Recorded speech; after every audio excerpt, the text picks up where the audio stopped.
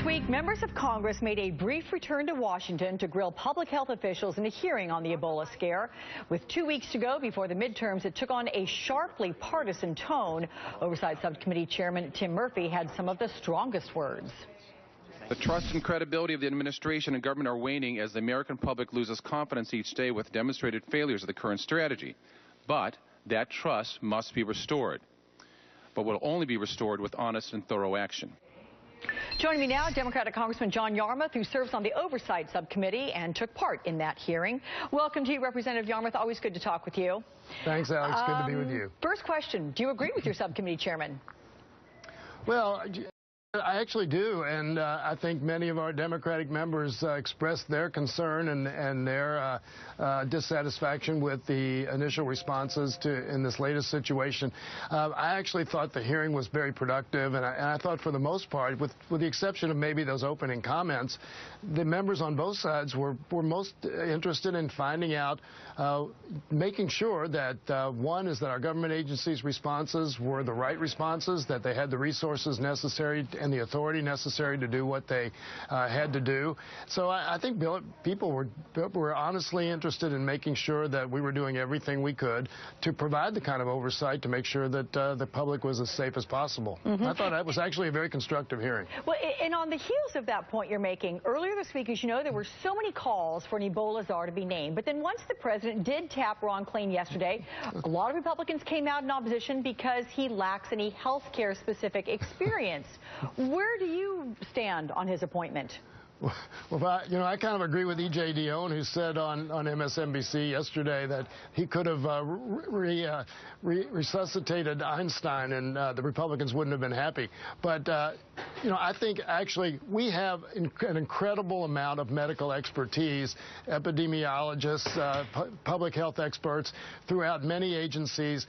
What we need is someone who can organize the effort, make sure that all the agencies talk to each other, make sure that there's no gap in communication or an effort. So I think what we did need was an administrator and not another medical expert. We have lots of those, including Dr. Frieden, who's trained in contagious diseases, is renowned in the field, has impeccable academic credentials. So I don't think we should have had a medical person. I think we needed an administrator. Can you point to areas, though, sir, where things have fallen through the administrative cracks and I guess offer an explanation as to why? This is a new situation, lack of experience, lack of preparedness, lack of focus on this. I mean, why do you think these things happened? Well, I think more than anything, it's the nature of our healthcare system is very fragmented. So you have a variety of public agencies at the federal level involved, FDA, CDC, Department of Health and Human Services. And then of course you go to Border Patrol and other kind of ancillary agencies. But then you have at the state level, at the local level, Department of Public Health, and then the actual delivery system, which are the independent hospitals and physicians. So I think that has been the real issue. It's not a question of expertise or even commitment. I think it's just that the fragmented nature of this delivery system requires a great deal of coordination. As you mentioned in Thursday's hearing, the Kentucky Air National Guard's in Senegal right now. They're part of the Ebola deployment. Eventually, there could be up to 3,000 troops in the region. Are you confident enough precautions are being taken to ensure that the virus does not come home with a single person? Well, as that question was asked during the hearing, and we got reassurances that the people who were there from our military would not be in the positions where they would have direct contact with people suffering from the Ebola virus.